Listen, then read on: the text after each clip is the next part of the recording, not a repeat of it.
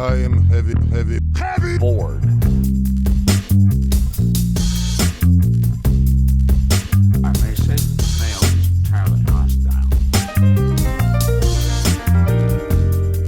No! Resources.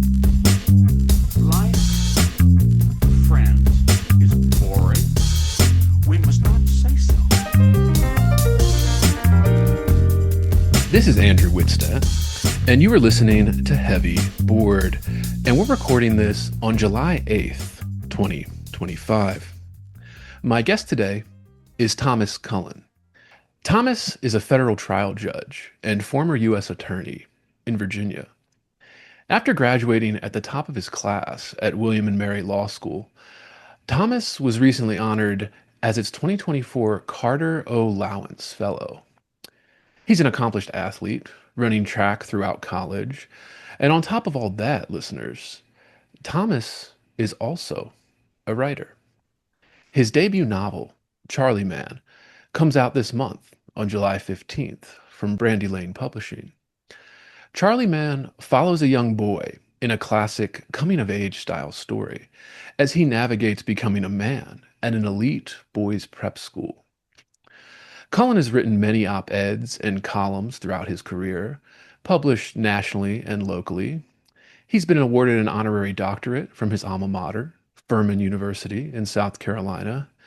And as many will surely scurry to find out, yes, dear listeners, Thomas Cullen has presided over some very big and very consequential cases already in his career as a judge, which is still just beginning.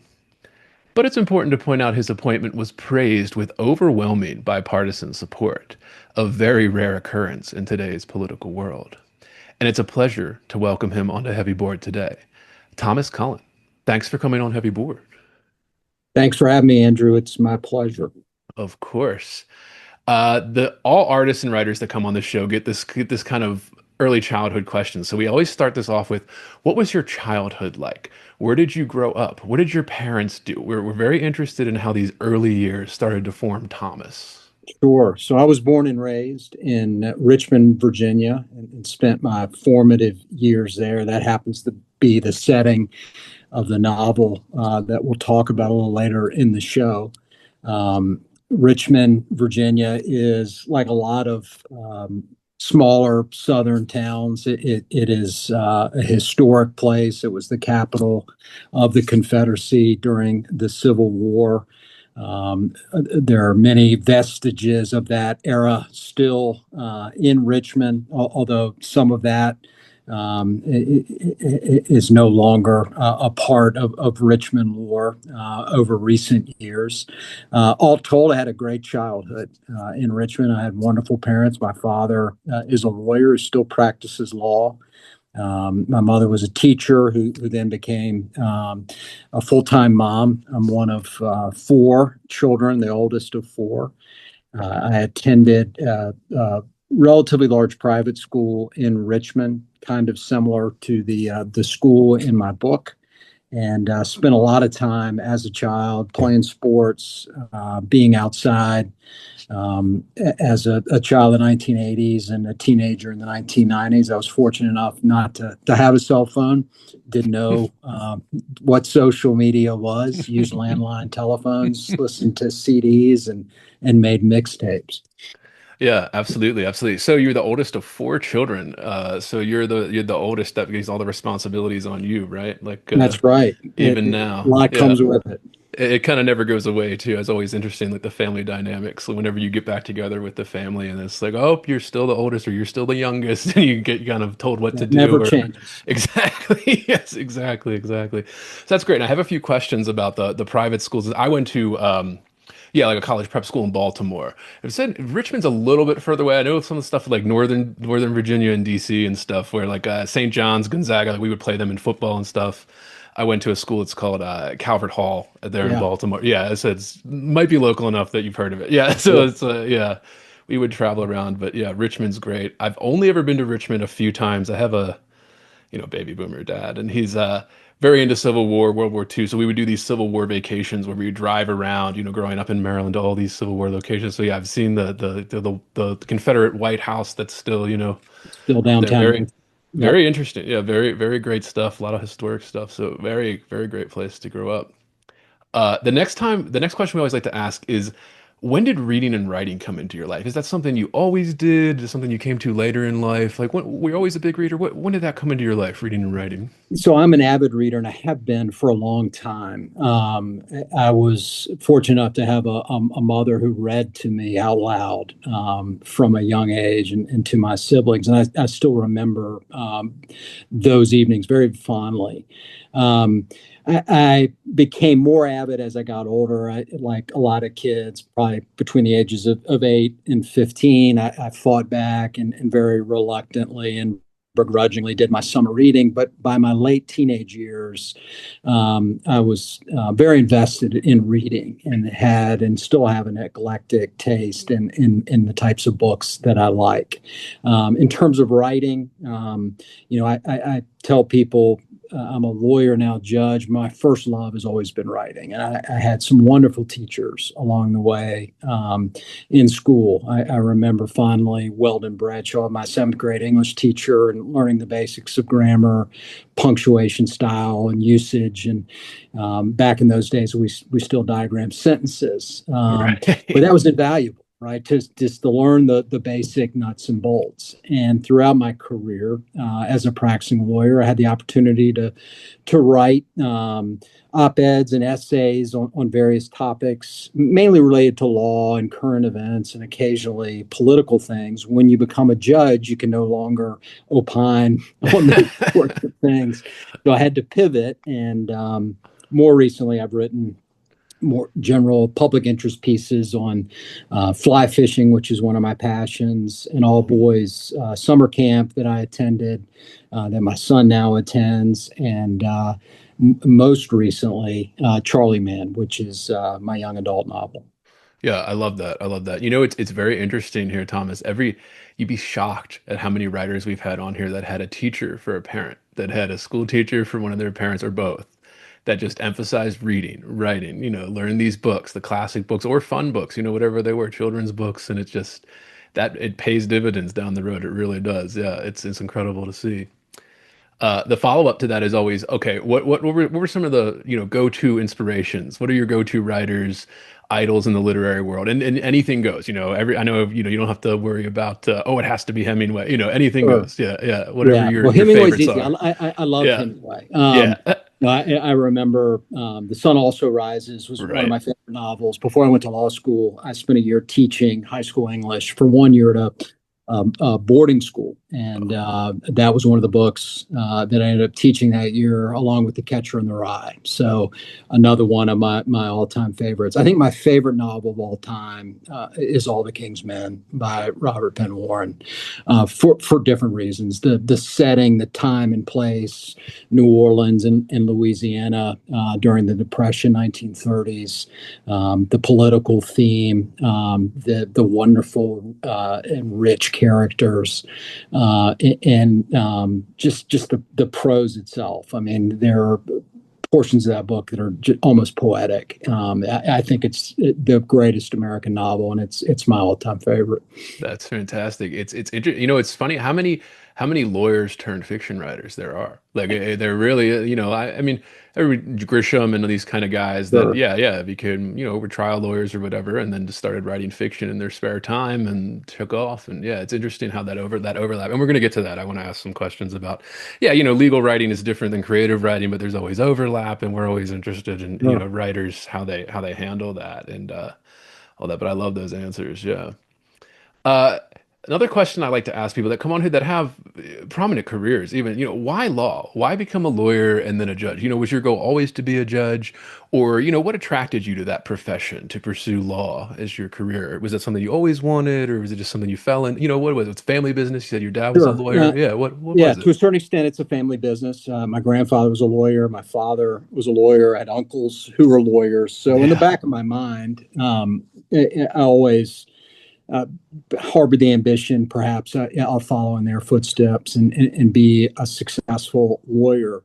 I'll tell you a funny story. I got into law school, and after I graduated from college, and I ended up going to William and Mary right after graduating, and I was sitting in day two of orientation, and I just had this realization that I wasn't cut out to be here. All these people were speaking up, raising their hands. They sounded very confident, and I just felt out of my depth and was greatly concerned that I wasn't going to do very well. So I ended up going to see the dean that afternoon and essentially said, "I think I've made a mistake. I don't think I should be here. I might go try to teach school for a year and figure things out. And I will be eternally grateful for then Dean Taylor Reevely, who ended up being the president of the College of William and Mary. He said, I understand. How about we do this? I'll save your spot for a year, and you go off and teach. And if you want to come back, you can come back." And thankfully he did. I went off and spent a year teaching and coaching soccer and track. But about halfway through the year, I soon realized that I did, in fact, want to go to law school and pursue that as a career. So I returned the following year and successfully completed law school and became a lawyer. Yeah, I think another part of the answer is I don't have a mathematical brain. I was never going to be an engineer. I certainly wasn't going to be a doctor. I was always pretty good at writing and comfortable speaking and just being around a lot of lawyers growing up. Just came to the natural realization that it would probably be a good fit for me. Yeah, that's always it. I when I got into grad school, I remember my father kind of took me aside and just he told me this story. But my father was a surgeon for 35 years in Baltimore there. He's retired now, but he told me this story of when he got into med school at the orientation, where, yeah, a couple hundred people sitting in this room, all excited to go to med school. He said, and the dean gets up there and gives this talk, and he just said, I know a lot of you guys are used to getting A's. All of you were the top of your class, all of that. He's like, I'm going to tell you right now, not everybody's getting A's. Okay. And so he just gave me that kind of talk as like, you're putting yourself into a higher and higher tier. And as you go up, you're not the best anymore. Everybody in this tier was the best in their class, going into like this next level of learning and all that education. Yeah. So it's always interesting how that works out. It's so true. Yeah, yeah, very, very important. And I want to get to all of this kind of. Uh, so now that you're a judge, and again, like getting up to getting appointed to being a judge, I wanted to ask. We often get philosophical on this podcast, and I've been thinking about this. I was thinking about this with another episode where it came up something about being a judge, and I've had judges in the family and all of that. But I wanted to ask you, what would you say is your philosophy as a judge? And we don't need like definitive answers or anything, but how do you see that kind of role in kind of, it's an important position, a prestigious position in our culture. Is there any kind of reverence, like an emphasis on kind of carefully nuanced judgment? I mean, how do you view the kind of philosophy of as a judge, like in our, Sure. yeah, I know that's a big question. Please feel free Yeah. to answer however you want. So, Yeah. so I think the best way to answer it as a federal district judge, my number one obligation and priority is to faithfully apply the law as it exists, to listen to the arguments that are presented, to read the briefs, to understand um, the issues, and then to apply existing law to reach the right outcome. And in doing that, I think it's important that you create an environment where the litigants have a full and fair opportunity to argue their cases, and it's somewhere that they can do that safely and they feel respected and ultimately heard, regardless of whether or not the outcome goes their way. At the end of the process, that they feel like I've given them a fair shake.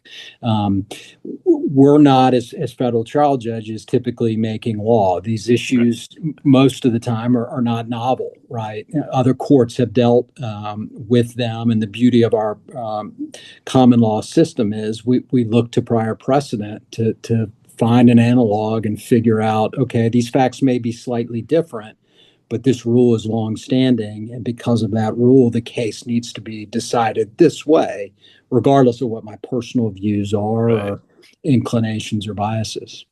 Yeah, that's interesting. And the reason I ask it too is I've been thinking about it more. Was like, yeah, that's there's a lot of cynicism when people think of that. They're like, oh, a judge or whatever. Oh, they think of corrupt judges, or they think of, oh, who is this person to lay down the law on me or something. But I think that there is, such an important role, in the justice system, in the way we've set everything up. Like, having a good judge or a bad judge can mean the difference in so many different cases. And then, like you said, everybody confuses it too. They confuse the Supreme Court stuff where it's more philosophical kind of stuff than with trial judges that are just, yeah, looking at the laws that exist, that people confuse it all together.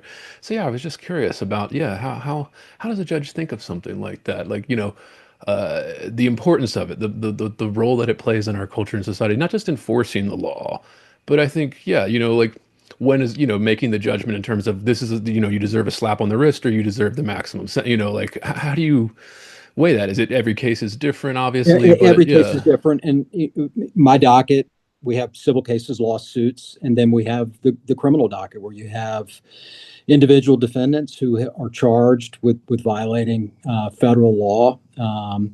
Most of those defendants end up pleading guilty. Many are convicted after trial. And one of the most difficult aspects of this job is, as a federal district judge, I have to make the decision with respect to the appropriate sentence. That's probably the hardest part of my job.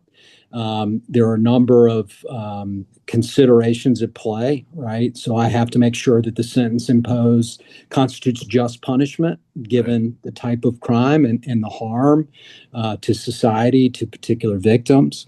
I need to make sure that the sentence deters additional further criminal conduct, that it promotes respect for the law. But I also have to take into account the individual defendant, his or her Right. history and characteristics, their background, substance abuse issues that don't Right. excuse what they did, but they may help explain it and put it in Right. appropriate context. So I spend an inordinate amount of time as I prepare for those sentencings to try to understand what happened, what is the crime at issue, and who is this person, and what have they encountered along the way. Yeah, very interesting. Yeah, yeah. And I mean, people forget about this, especially the way social media works, that everybody has a take on however a trial went or however a trial happened, especially if it's a big case covered in the media or something.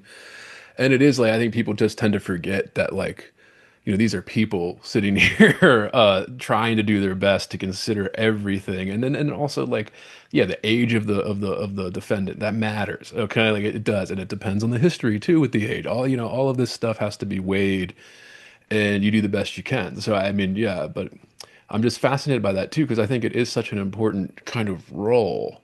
I don't know. I mean, I've had judges in the family and things like that. I was thinking about this in another episode, but Judge Wittstadt was a great uncle of mine who I met, maybe twice in my life, but his name in where I grew up in Baltimore was highly respected because of his judgments, because he would do the right thing. He would, and I was just so fascinated about how that reputation of this guy who I barely met trickled down to me just because I shared the last name with him or whatever. And I was like, yeah, like that's such an important role in our culture here. So I was just, well, I had a federal judge on the podcast. I wanted to ask about it a little bit, how you Of thought of course. that. Yeah.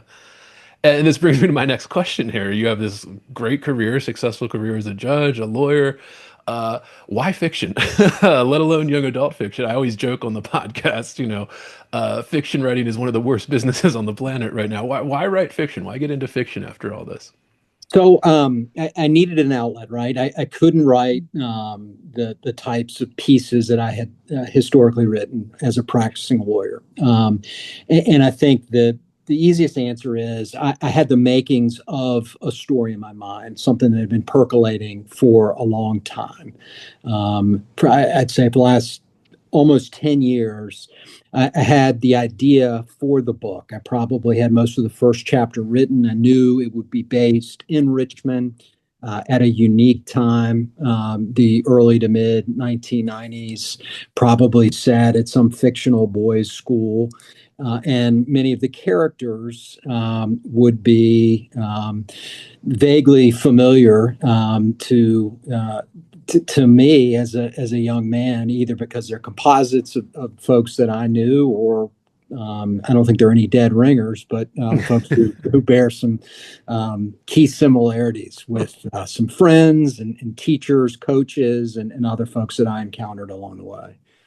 Yeah, yeah, that's always interesting too. It's fiction seems to be more and more. We ask this question because we do, it's one of those things where you have to have a day job now. You're not making a living off it. Even the big, I mean, okay, so the big ones that were grandfathered in pre the internet, where it's kind of destroying the industry here, Sure. they're fine. But yeah, it is kind of a labor of love now. So it's always interesting. Yeah, you find all these people that have all these different careers, all these different trajectories, and they're still kind of drawn to this. So we just like to ask about it on this podcast with especially a coming of age story, like what inspired this coming of age story? Like, especially a young adult fiction thing, was it just the right venue for this story? It just came to you that way. Would you always have this kind of idea for a coming of age story?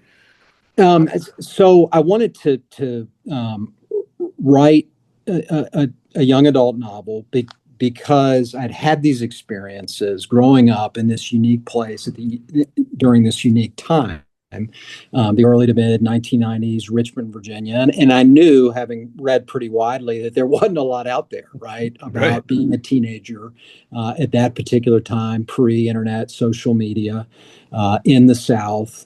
Um,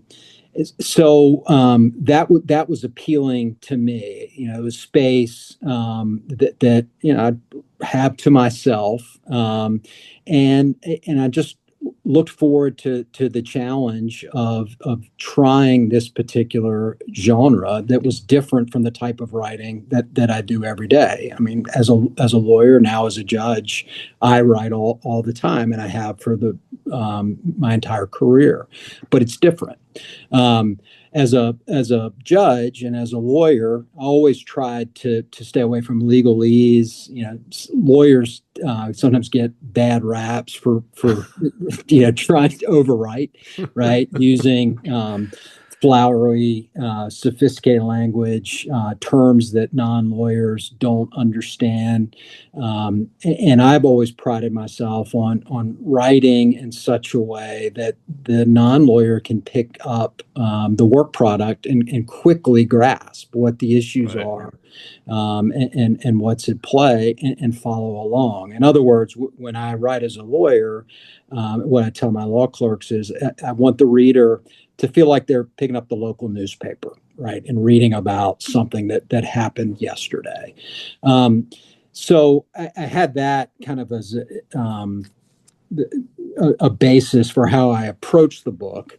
But things like writing dialogue and character development, those were new animals for me. Right. And going into it, I was worried, can you do those critical aspects of writing fiction?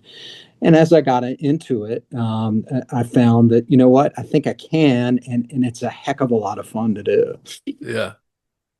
That's something I noticed, yeah, in that interview I read on you from the Cardinal, the local paper there as I was researching this. Yeah, you mentioned that kind of wanting your legal opinions and all of that, your case writings to be legible to the average person. And I always a good example of this, listeners out there that don't know what we're saying, is if you look at like the ballot initiatives on your local ballot, whenever it comes out and they describe whatever the proposition is that they're voting you on, like I have master's degrees in literature, so I can understand it, but it takes me a while, to like go through and be like, yeah, the legal terms, the vocabulary, it's kind of like a gatekeeping or like to keep you out of this or something. You have to have a law degree to understand some of it, or yeah, a degree in writing or something to know what they're Right. doing here with the clauses all jumbled together and on and on and on.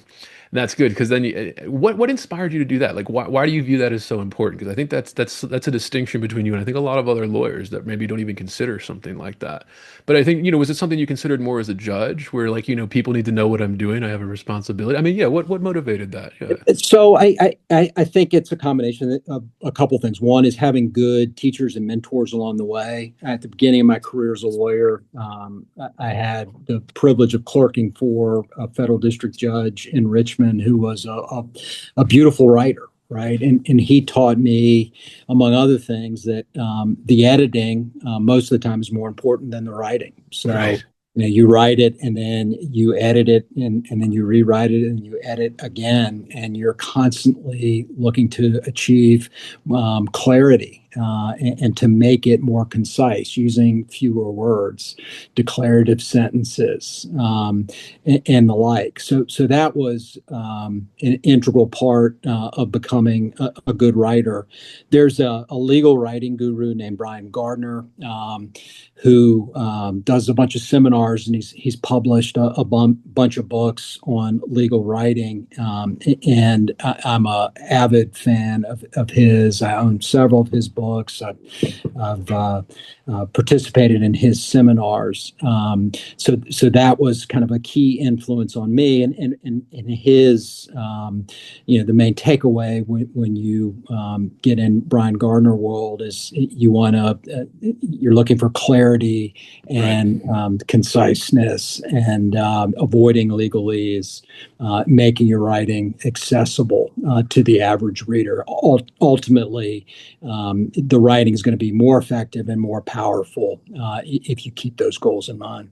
Yeah, and easier for people to, we don't think about this, but 100 years from now, going back to read or something like a Absolutely. decision. Yeah, it's there for not just the current population, but for the population that's going to go and review this case, maybe in 100 years from now, need the precedent or something. Yeah, I love that you put that emphasis in there because it is so important to be like, this isn't just for lawyers. This isn't just for judges and clerks. This is for everyone here. So I think that's just. I mean, I think, and not to say that, no judge does this. Of course, I'm sure plenty of judges care about this, but it's just, yeah, it's something you don't hear that often from somebody in that position. Like, um, and I do want to get into, okay, I asked about this, but I want to ask you about the prep school, your stuff. So you attended a prep school yourself. And the reason I asked this because I attended a prep school, and I think that this people that didn't attend these schools, um, don't quite understand what it actually is. So you said you drew a lot of inspiration for that. I wonder what does it mean to you when you kind of go into your prep school? That's always kind of good alumni associations and all of that. Like what did it mean to you to go to an all boys prep school like that? So I actually, the school I attended, collegiate school in Richmond, is technically co-ed, Oh, but okay, okay, in middle school, it is we're single sex. So there's a boys' middle school and a girls' middle school. So during the those awkward years between fifth and eighth grade, when you're approximately 12 to 14 years old, you're among a lot of little boys, and I quipped before similar to the experience in the novel Lord of the Flies, right, particularly at that period of time in our culture. So there, the masculinity, fierce competition, deep friendships, yes, shared experiences, but set in a kind of a unique place where you're, for good or bad, you're growing up and living nearby, frequenting the same clubs and pools that your friends you go to school with are. You vacation in the same place. right, You're living in some would say a bubble, a very insular right, world. yeah, But the school itself at that time, and I think the school it's in the book, fictional St. Mark's, one of the goals of that is to kind of reinforce the values of the surrounding community, right? right, With respect to young boys, as I said, it's to be a man, to be a good athlete, to be competitive, to do well in school, to win over a girl, all the things for good or bad that at that time were highly valued within that particular society.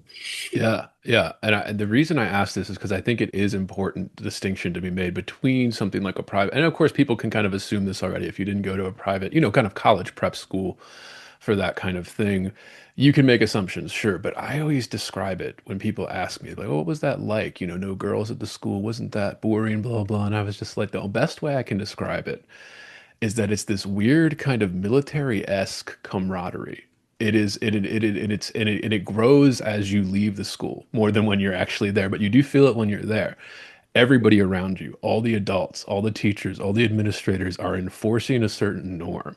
They're enforcing a standard of dress, a standard of behavior, a standard of kind of integrity. You know, the slogan at my school that I take seriously, that I mean, again, I'm almost 20 years removed from graduating from high school, and I still think about it. You know, the slogan at my school was men of faith, men of intellect, men of integrity, particularly the integrity part, where there is this kind of how are young men shown this? I think this gets to your novel too, this kind of becoming a man.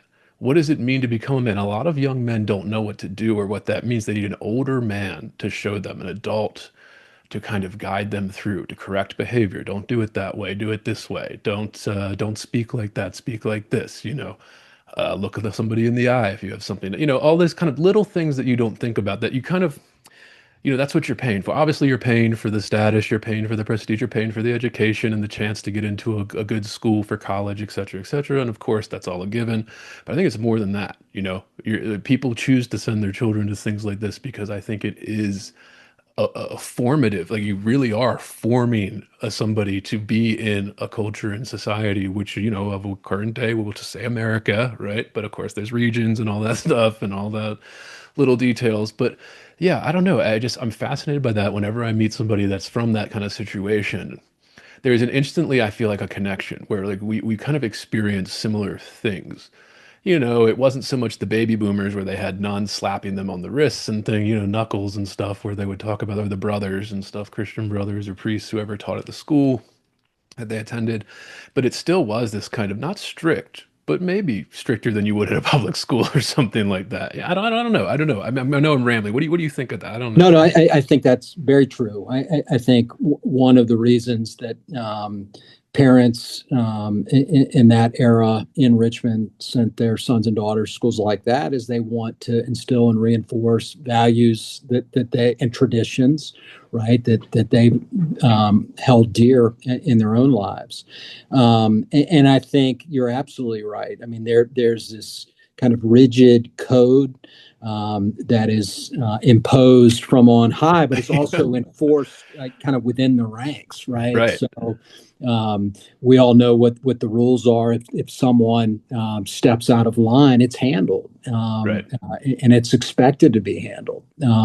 So, I mean, there's good and bad that comes with that. And fortunately, I think over the years, as we progress as a society, some of the bad stuff has fallen by the wayside. But it was still an important time, a formative time, and I think for many of us, we can attribute whatever success we've had in life to a lot of the things we experienced at that age and the lessons that we learned and the values that were instilled by those teachers and coaches and mentors.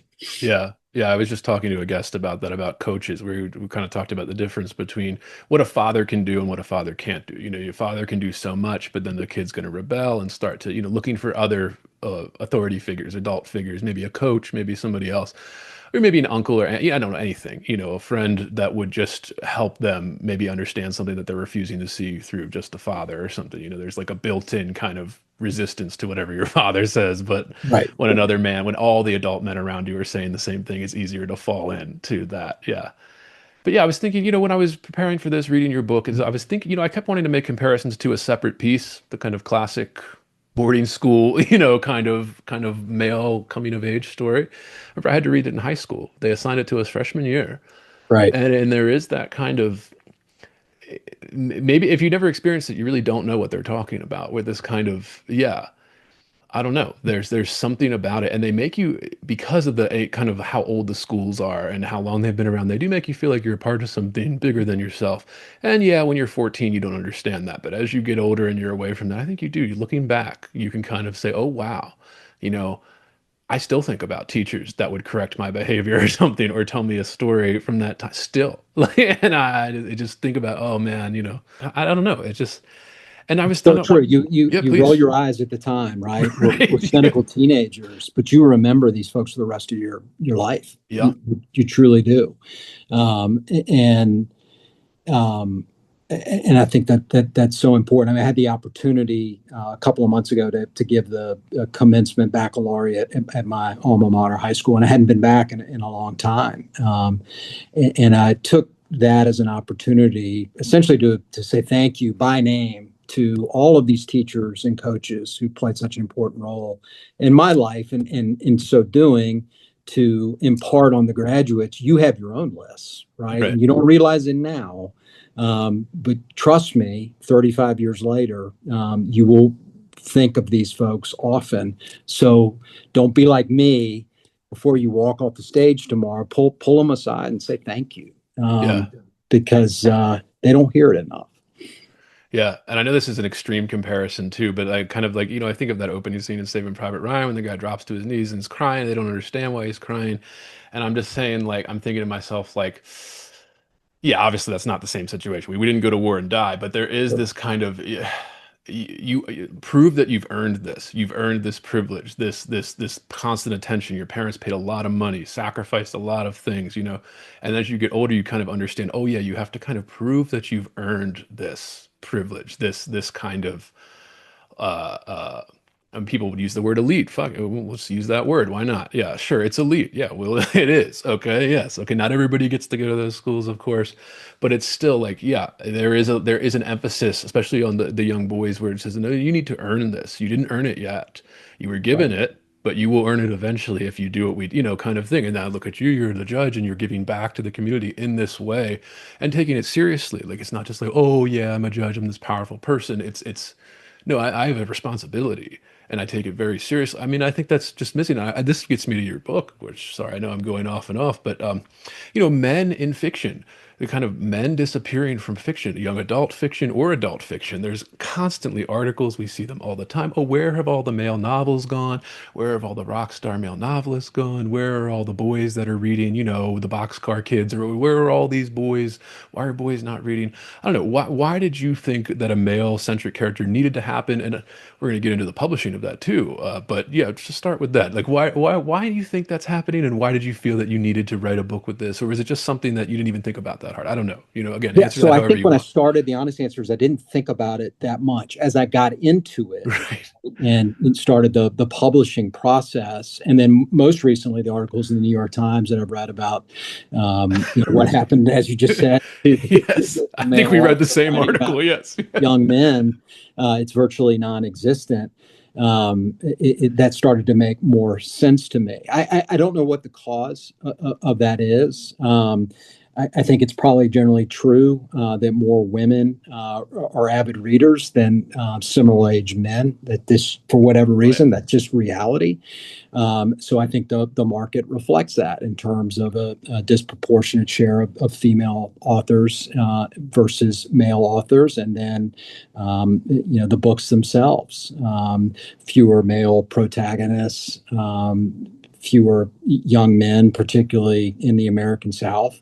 Um, Right. I think to a large extent, those types of characters have disappeared, but I do think there's a market that's still out there. I think, quite frankly, I think, as the article alluded to, a lot of potential readers or former readers are just turned off Right. by a lot of what's out there today. They feel like no one's really writing to me, and my experiences and my interests, whether it's being in the outdoors, fishing, sports, just being a 18-year-old boy struggling through life, trying to rekindle a relationship with a girl, having a complex friendship with a best friend and the like.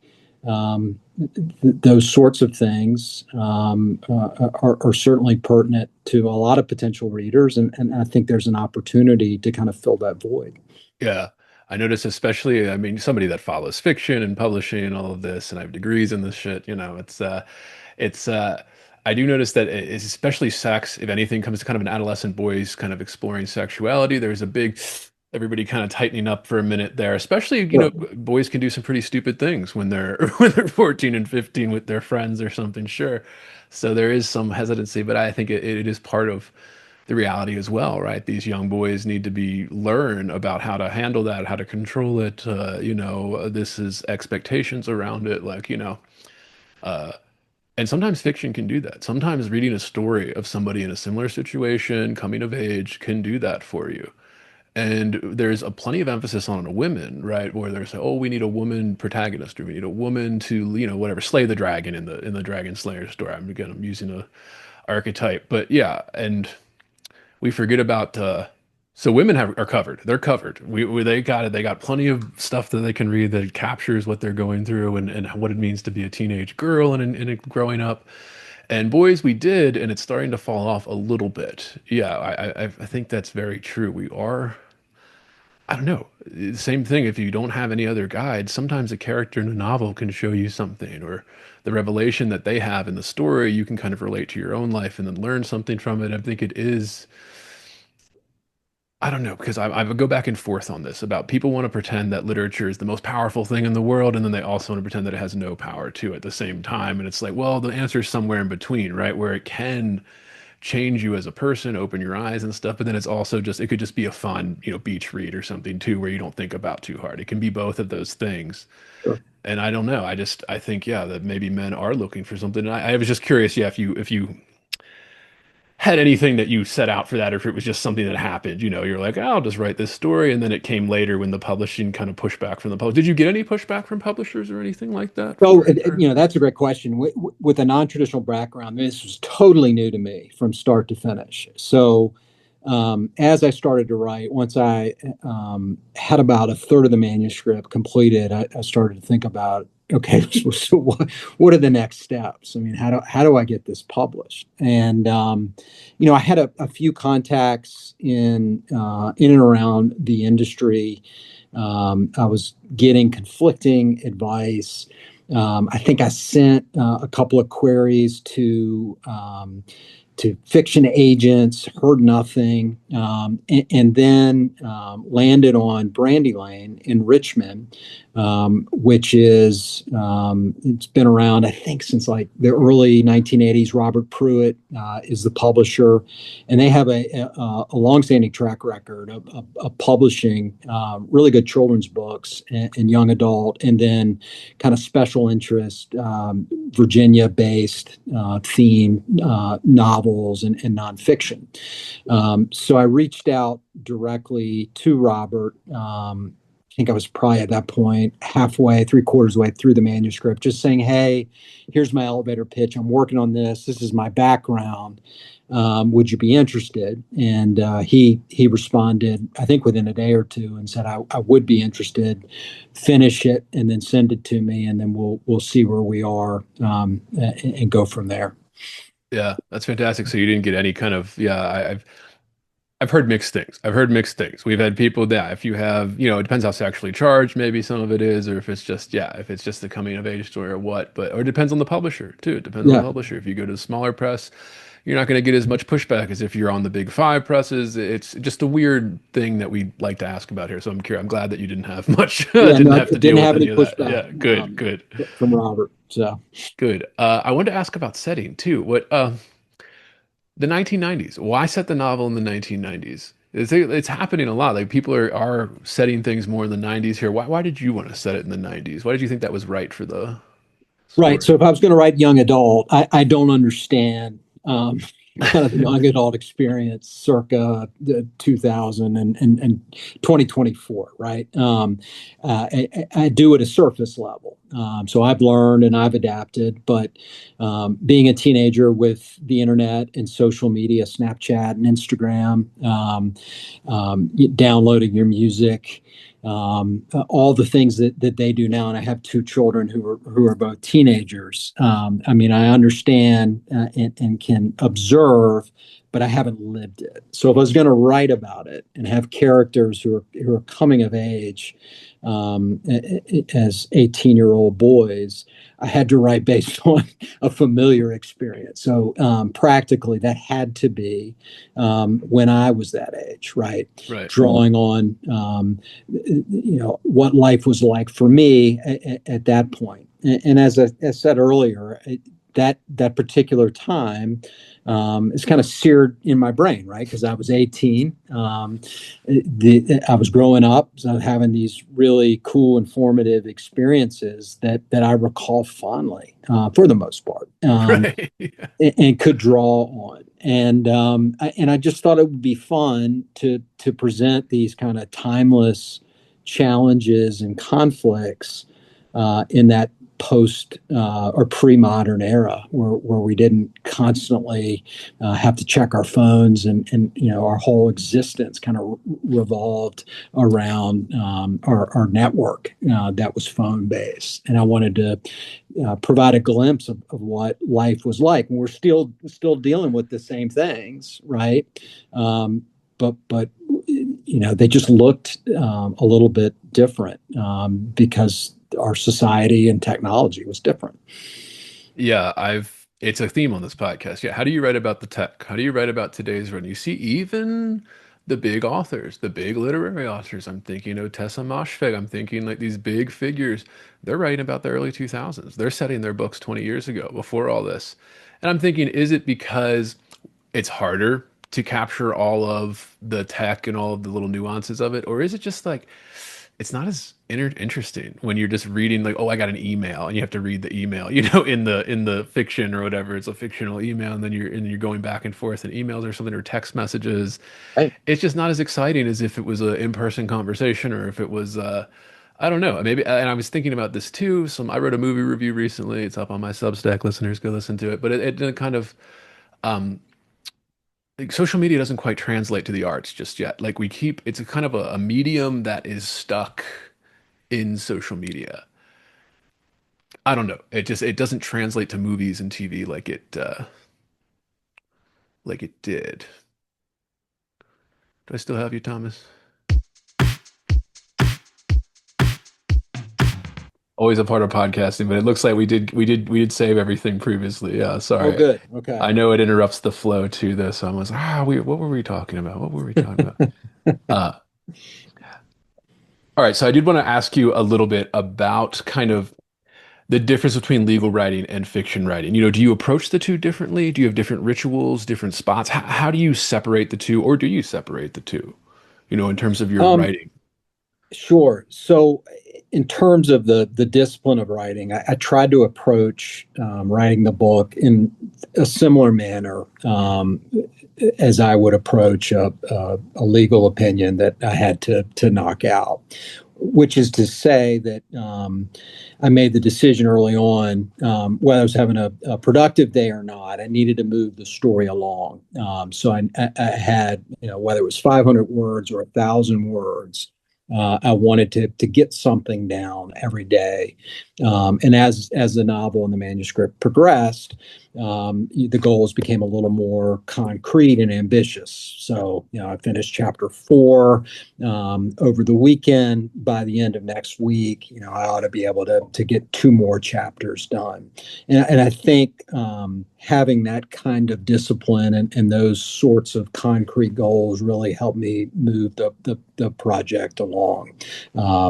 And like a lot of writers, once you get into it, you develop your flow, and sometimes it was hard to put down Charlie Man and turn to more mundane topics that I do in my day job.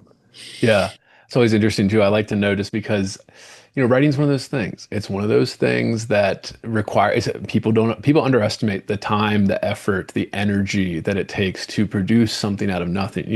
The story wasn't there. You sat down. Now there's part of it here. It takes a lot out of you. So yeah, to schedule that in with a busy day job, demanding day job, and you have to write for the day job too. We've had a lawyers on that yeah, like write novels and stuff, and we had one that said he had different desks for creative stuff versus legal stuff. Like he's like, I can't even sit at the desk when I'm doing the legal stuff. I just can't be near it if I'm going to be doing the creative stuff. I Yeah, thought that that's was interesting. interesting. Yeah, I was like, that's interesting. Yeah. Yeah, So I'm the opposite. I have to, I have my setup for writing, right. whether it's fiction or work, and it's kind of the command center. It's where I'm most comfortable and no distractions. So I was able to utilize the same space. Yeah, that's fantastic. I just we're always interested in things like that, these little details that make something, work for the writer or whatever you got to do to get Right. the story out. Yeah. Before we move on to kind of the last couple, we like to end this with all just kind of straight kind of craft questions. And again, Sure. this is a podcast where we're not looking for, definitive answers, just your thoughts on this. I wanted to ask you, because given Charlie Man, what it's about, this kind of coming of age novels, and we talked a little bit about masculinity and stuff, what does like kind of coming of age as a man look like now? Or, and then again, we don't need definitive answers, but what you would think, yeah, being a father, being a man yourself, kind of growing into yourself, all of that. I mean, what does it look like now? Or what would you Sure. say? Yeah. So I think it's a few things. It's a recognition that life is difficult. And whether you're an 18, 17, 18-year-old boy or a 48-year-old judge, you're constantly facing challenges and setbacks, some more serious than others. And I think, I hope the book kind of reinforces the notion that you have to try to be resilient and pick yourself up and press on. And in doing that, you can't. You have to be willing, and I think this is more wisdom looking back on my childhood versus how I would have approached it at that time. But a willingness not to rely totally on yourself, right? To be willing to confide in friends, in parents, in teachers, and coaches, to share your struggles and ask for a helping hand when needed. I think one of the unique aspects of growing up at that time in that kind of culture, particular place, you internalize a lot of things and you dealt with things on your own. And I think one of the benefits of our more modern culture is we're a little more comfortable with the notion that you can express these thoughts and these feelings, and it's okay to be anxious or depressed, and to tell someone about that. So I think that's also a part of coming of age, not being totally reliant and being willing to be vulnerable and rely on other people. Yeah, that's an interesting way to put it too, because I feel the reason I asked the question, not just because, it's in your book and all of that too, but that's part of it. But, I feel like people talk about this all the time. It's the subject of articles all the time in the New York Times and stuff like that. Masculinity crisis, toxic masculinity. Toxic masculinity, right? And my problem with it is it's always based around this version of masculinity from before I was born. The 1950s or something, with men were, quiet stoic types that just slugged beers and swung a hammer or whatever, and that was what it was. But I'm like, that hasn't been the case for like 70 years here. That's not how my father's generation viewed it as Sure. the baby boomers. That's not how, the Gen Xers viewed it. That's not how my generation viewed it. And so, like, we're almost talking about a phantom from like the past when people are saying toxic stuff. I get what they mean. We all know what they mean when they say toxic masculinity. So, yeah, I was just curious about it. Again, this is somewhat controversial and political, but I mean, just because of the world we live in now, I'm a fan of Jordan Peterson, the kind of controversial psychologist that's popular in the US and all over the world, really. And, his take on this would always say, responsibility is coming of age as a man, taking responsibility, not just for your own actions, but for others too, people underneath of you, all of that, and compassion, kind of, yeah, almost like a judge, right, considering what it is, what's the circumstance, what's this particular circumstance, and what's the punishment, or not even punishment, but yeah, the consequences of that or something. Yeah, I don't know, something like that. And I wonder too, because I think your book's a great example of this, is that young men they need an example kind of thing. We're apes, right? Like we monkey see, monkey do. We need to see what somebody else does to know that that's how you do it, or that's how you become, your own man. I don't know, living, fulfilling your own life, taking care of. I don't know. I mean, there's all kinds of different ways people could emphasize that kind of, oh, this is what it means to be masculine or something. So I was just curious, yeah, about Yeah. your thoughts on it. Yeah. just it's a theme on the podcast. It's a theme on the podcast, along with the publishing and how men feel like there aren't enough books for them or something like Right. that, or enough characters. All I think it's all tied up in kind of the strange culture that we live in, which is tied up in social media and for some reason now politics has become a huge and the judicial system is a huge topic of Right. conversation, even by enthusiastic amateurs that don't know what they're talking about. So there's all that. Yeah. But So yeah, I think part of the book is to present this notion of masculinity at that time in a non-threatening way. right. It's an important part of um, these boys' development and their identity, and channeled appropriately, it has many benefits. Right? I don't think it's anything to be fearful of. And I think there's a lot of good that comes out of those experiences that young men have at that time in their lives. So we should, my view is, embrace it, and try to guide and direct so we achieve the proper outcomes, so they're end up being virtuous and role models, and have wisdom that they impart to younger generations as they get older. This is somewhat unrelated, but I was just thinking of it. Did you when you went to your prep school, did you have a lot of teachers that were alumni at the Yes, prep school? we Yeah. we did. Yeah, so Yeah.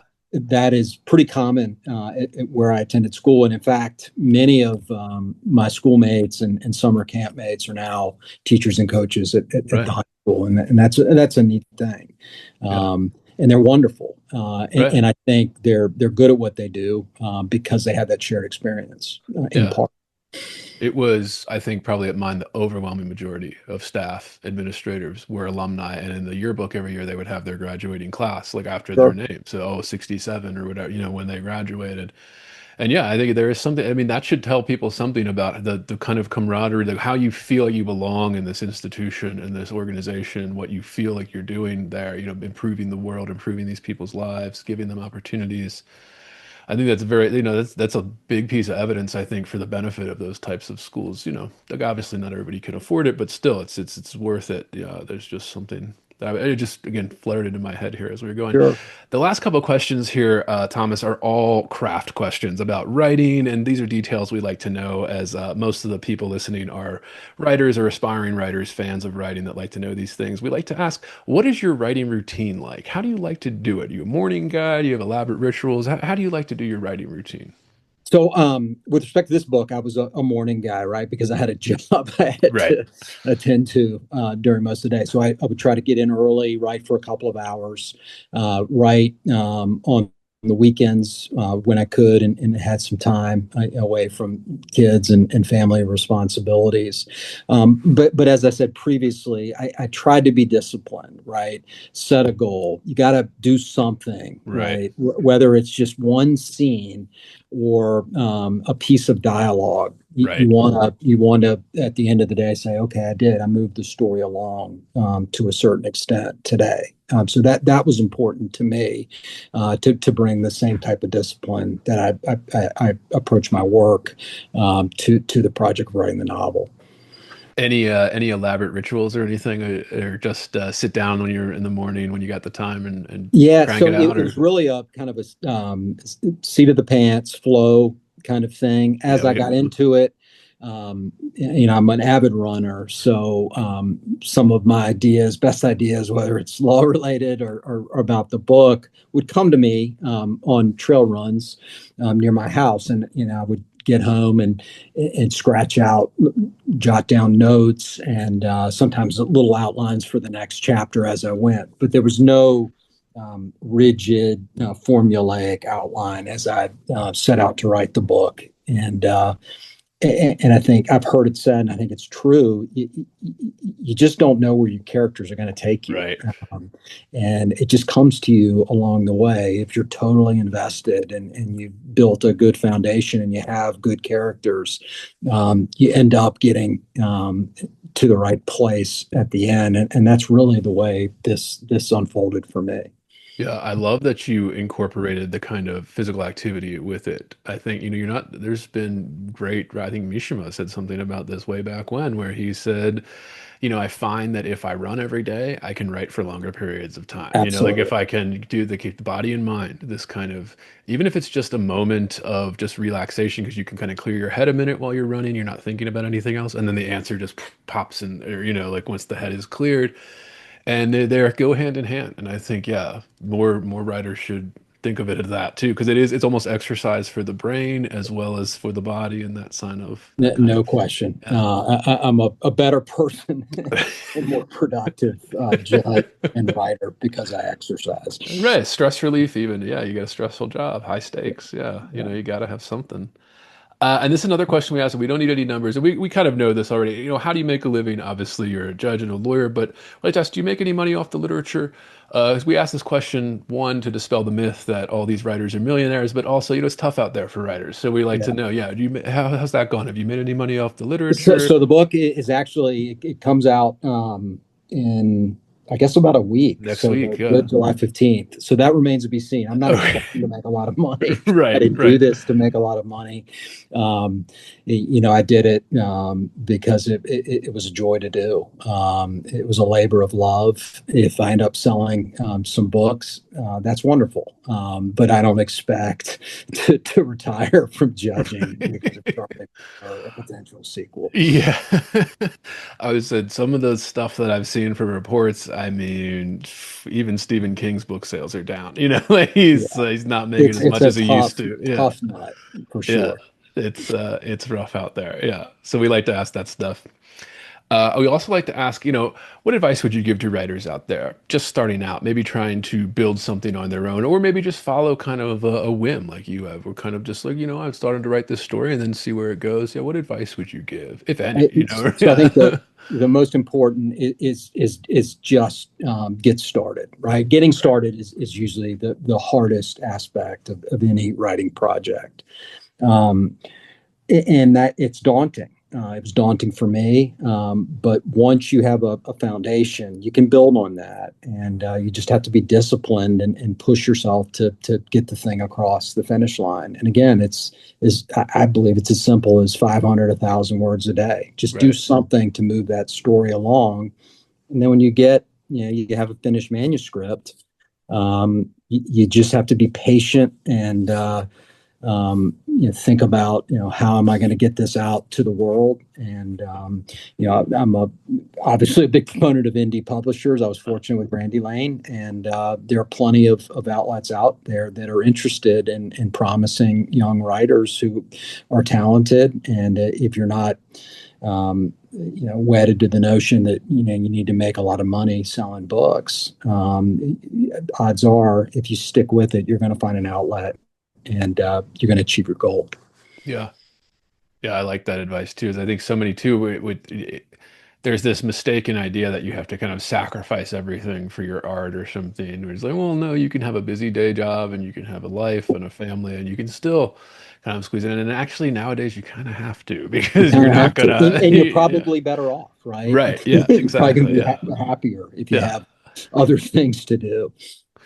And one of the last questions we like to ask as well is we like to ask what you're reading, watching, listening to. We ask this question because I feel like we're always curious about where creative stuff comes from, how you come up with ideas. And I have this thing where whatever you're filling your head with is what's bouncing around in there. So we like to ask, yeah, watching anything good, reading anything good, listening to anything good. And this can be anything. This can be, reality TV, or this could be, literary, high-minded, Dostoevsky or something, whatever you're bouncing around in your head right now. What's Yeah. bouncing around? So, in terms of reading,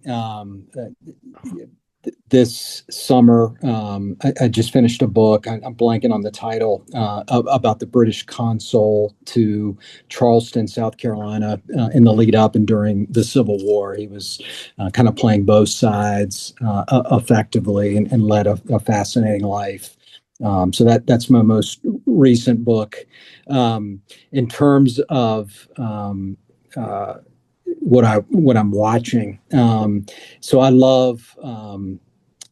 I'm not a reality TV guy. I'm a movie buff. I love movies. Okay, yeah. And so I'm also a big fan of certain television shows. Better Call Saul is probably my favorite of all Oh, time. yes. Mad Men. big fan of The Wire, The Sopranos. I probably watched all of those 2 or 3 times. So I'm constantly on Netflix and Amazon Prime and the like. When I'm not, in terms of fiction, I'll read anything. I love Alan First. He's one of my favorite novelists. Nelson DeMille, Michael Connelly is one of my favorites and go to. I've read almost all of his books. I love nonfiction and biography. So I've read widely about Winston Churchill. William Manchester's trilogy is probably my favorite. There's another book I just read before I read the book about the consul to Charleston about Winston Churchill and his son, which is fascinating. So Randolph Churchill having this famous father that he can never quite live up to, but was brilliant in his own right and struggling through that dynamic. That was fascinating to me. I often say my greatest fear, worst nightmare would be to be stuck in a room without something to read. Right. Yeah. In front of me. Yeah. That's fantastic too. Yeah, the Churchill style. I remember that book came out relatively recently, right? About his son. Yeah. That's I remember since I think that it might have been on Joe Rogan or something when they were promoting it or something. Yeah. Yeah. With that's a theme on this podcast too. I guess it's kind of a theme in the world, right? You're living in your father's shadow, and again gets into the masculinity. How do you handle that? You have this very successful father that you love and respect, but then you're always kind of in this little overshadowed thing. How do you top that or build your own self away from that? The last name is always going to be in people's heads as your father's. Like, I don't know. Yeah, that's an interesting thing too. Yeah, very interesting topic, rich topic for fiction and nonfiction here, as we said. And the final question here, Thomas, we like to ask writers: what are you working on now? What's taking up your creative energy? Some authors we've had are a little superstitious; they don't want to share. But yeah, whatever. Yeah, so we finishing touches on Charlie Man the manuscript, the publishing editing process was completed. I want to say I put the final edits, improved those in April. So I really haven't done anything creative since then. I've just kind of been anticipating the publication of the novel. Want to see how it's received, and we'll see about another project in the near future, whether it's a sequel, more Charlie Man, or something entirely different. I think I'll do something, and I look forward to have another opportunity, another crack at it. Yeah, that'll be great. That'll be great. Well, Thomas, this has been fantastic. Where can people find you? Website, social media handles, and this will all be linked below as well, but where can people find your stuff? So federal judges don't do social media. Don't have much of a profile. For many reasons, we don't do that. But I have a publicist, PR by the Book. They have a page. My publisher, Brandy Lane, has a page. You can Google my name and judge, and you'll find things that I've written, op-eds and essays and the like. I'm not hard to find. So there's enough out there if you're interested in that. Well, there you have it. Yeah, fantastic. Thomas, please come back anytime, next book or anything. Please come back whenever. We'd love to have you back. Well, thanks a lot, Andrew. This has been a lot of fun. Fantastic.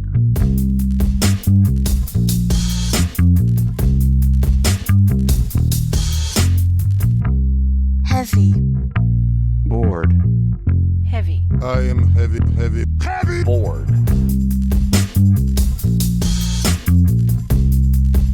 I may say male is entirely hostile.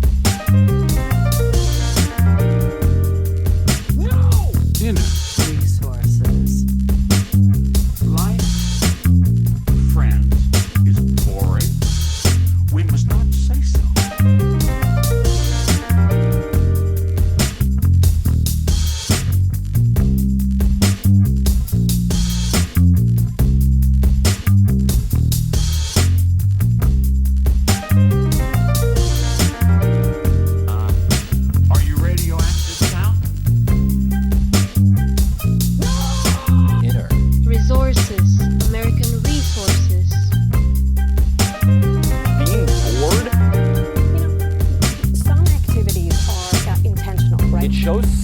lack of gratitude for life. Bored. I aspire to boredom, I should say. Bored. Heavy. I am heavy. Bored. Has you the night sweats and the day sweats, pal?